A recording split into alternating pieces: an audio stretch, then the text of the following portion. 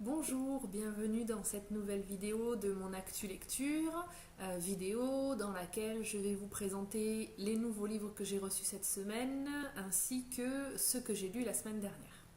Donc on va aller très vite sur ce que j'ai reçu parce qu'il n'y a qu'un seul livre cette semaine que j'ai obtenu en troc. Il s'agit de Fais un vœu de Alexandra Belaine. Donc voilà pour les nouveautés de ma semaine. Et c'est amplement suffisant parce qu'a priori, la semaine prochaine va être beaucoup plus chargée. Donc, et d'ailleurs, sans doute les semaines à venir également. Je vous en dis pas trop, je vous réserve la surprise pour mes vidéos en temps voulu. Mais sachez qu'il va y avoir pas mal de nouveautés dans les semaines à venir et donc ça commence à me faire un peu peur d'ailleurs parce que je crois que je vais dépasser le seuil limite que je me suis fixé de 100 livres dans ma palle. Donc là, j'en suis vraiment pas loin du tout. Et comme je lis prioritairement des livres que je reçois en service presse, en partenariat et de bibliothèque, au final, je fais pas du tout descendre ma palle et ça va pas du tout. Mais je compte y travailler dans l'année. Voilà, je suis pas la seule à dire ça. Et donc j'ai l'intention désormais de prioriser la vente de mes livres au lieu du troc parce que je ne conserve pas mes livres par manque de place chez moi. Donc pour en retirer quelque chose, je les troque la plupart du temps, ainsi je récupère un autre livre à la place. Seulement, étant donné que je récupère un autre livre, ma palle ne diminue pas. Donc je pense cette année vendre mes livres et dans la mesure du possible ne plus les troquer. Ainsi j'aurai une palle qui va sans doute au moins un peu diminuer. Je vais essayer de faire ça toute l'année. On va voir ce que ça donne et je ferai un bilan à mi-parcours pour voir si ça vaut le coup de continuer comme ça ou si c'est plus intéressant de continuer à avoir des nouveaux livres en échange parce qu'en fait il y a beaucoup d'événements cette année qui vont me donner l'occasion d'acheter des nouveaux livres ou d'en recevoir tout simplement sans forcément les acheter et je voudrais essayer d'éviter de dépasser une palle trop grande. Je m'étais fixé 100 pour objectif, je pense que c'est irréalisable cette année mais bon j'aimerais bien arriver à la fin de l'année en dessous de la barre des 100. Donc voilà. Ensuite on va passer à ce que j'ai lu la semaine dernière. Je vous laissais dimanche, j'étais en train de lire Black Rain et je l'ai terminé. Donc ça, je l'ai terminé juste après la vidéo en fait, la semaine dernière. Donc l'univers de Black Rain, premier tome. Premier tome qui est en fait, voilà, qui est en fait 2 épisodes de la première saison. Donc je n'ai aucune idée ni du nombre d'épisodes dans une saison, ni du nombre de saisons prévues. Dans ce volume, il y a 2 épisodes qui s'arrêtent à peu près ici. Voilà, donc 1 et 2. Et à la fin de chaque épisode, on a déjà, un peu comme dans une série télé, puisque le but c'est justement de copier le schéma d'une série télé, on a la résolution d'un morceau d'une intrigue secondaire, de l'intrigue de l'épisode.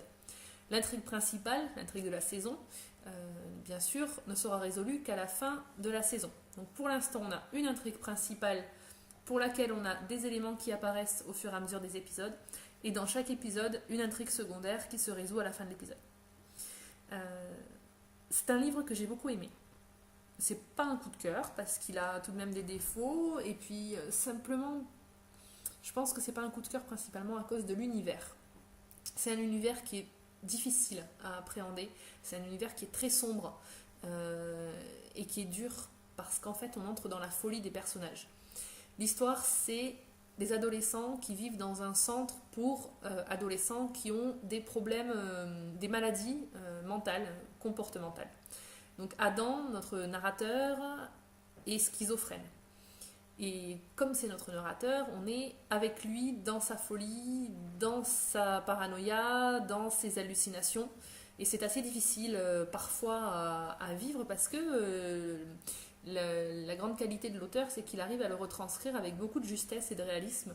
Et donc c'est d'autant plus puissant et parfois un peu dur.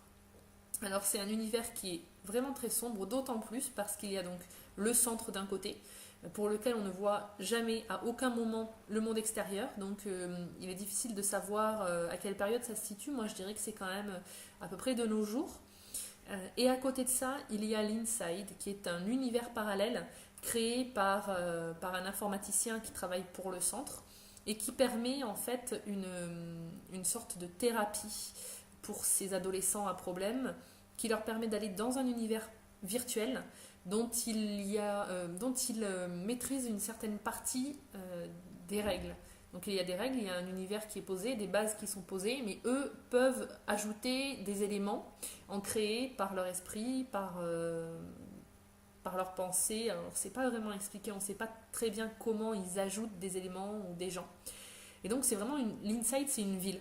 C'est ce qu'on voit sur l'image. L'Inside, ils vont dans cet univers pour essayer d'y affronter leur peur. Donc voilà, c'est un très bon livre, mais c'est quand même très sombre. Faut pas le lire n'importe quand. Hein. Il faut avoir l'esprit clair par ailleurs pour être prêt à cette lecture. C'est toutefois une lecture que je conseille. Très prochainement, ma chronique sur mon blog, elle n'est pas encore écrite. Il faut que je m'y mette. Et voilà, donc c'est un chouette ouvrage sorti chez Flammarion ce début du mois de janvier. À conseiller, pas avant 15 ans, parce que c'est quand même très dur. Voilà. Donc ça, c'était la lecture que j'ai terminée la semaine dernière, juste après la vidéo, donc dimanche. Ensuite, j'ai enchaîné sur La couleur de l'âme des anges de Sophie Audouin-Mamie-Cognan. Alors, je suis Taradicte. J'adore Tara Duncan, je suis fan. J'ai pas lu le dernier opus, mais je pense que je le lirai dans l'année. L'auteur a écrit aussi Indiana Taylor, un tome, je crois, pour l'instant. Et elle a écrit aussi un thriller qui s'appelle La danse des obèses. J'ai lu ni l'un ni l'autre. Mais celui-là, il me faisait vraiment, vraiment, vraiment très envie. Donc, je l'ai lu. Alors, verdict. Je dirais que c'est pas aussi abouti que Tara Duncan. Disons que c'est quand même un public plus adulte. C'est un public young adulte, mais honnêtement, plus adulte que young adulte. Hein. C'est des adultes dans le bouquin, ils ont 20-23 ans. Lui, il a 23 ans, elle a un petit peu moins. Les autres personnages sont tous beaucoup plus vieux. Il n'y a pas très peu, il y a 1 ou 2 enfants, mais vraiment c'est un univers adulte. Et ce qui se passe, l'intrigue, l'histoire d'amour, c'est pas pour les adolescents. Donc voilà, et donc dans un univers comme ça, plus adulte, je dirais que l'auteur est peut-être moins à l'aise. Alors j'ai vraiment beaucoup aimé. Il n'y a pas un seul moment d'ennui. J'ai adoré ma lecture, j'étais contente de m'y plonger. Quand je lisais, je pouvais lire beaucoup d'un coup, je l'ai lu relativement vite. J'ai vraiment pris du plaisir, je regrette absolument pas ma lecture, mais il y a quand même pas mal de défauts, notamment au niveau de la romance. Je ne suis pas la première à le dire, mais je confirme. C'est vraiment trop glucose pour moi.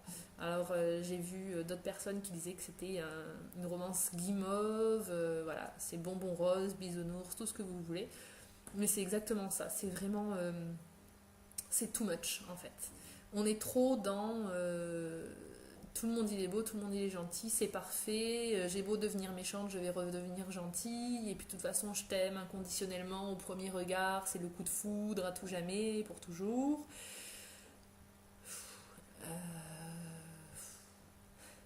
Voilà. Non, là j'ai pas du tout accroché à la romance. Par contre, la mythologie est fantastique. Elle est extraordinairement inventive.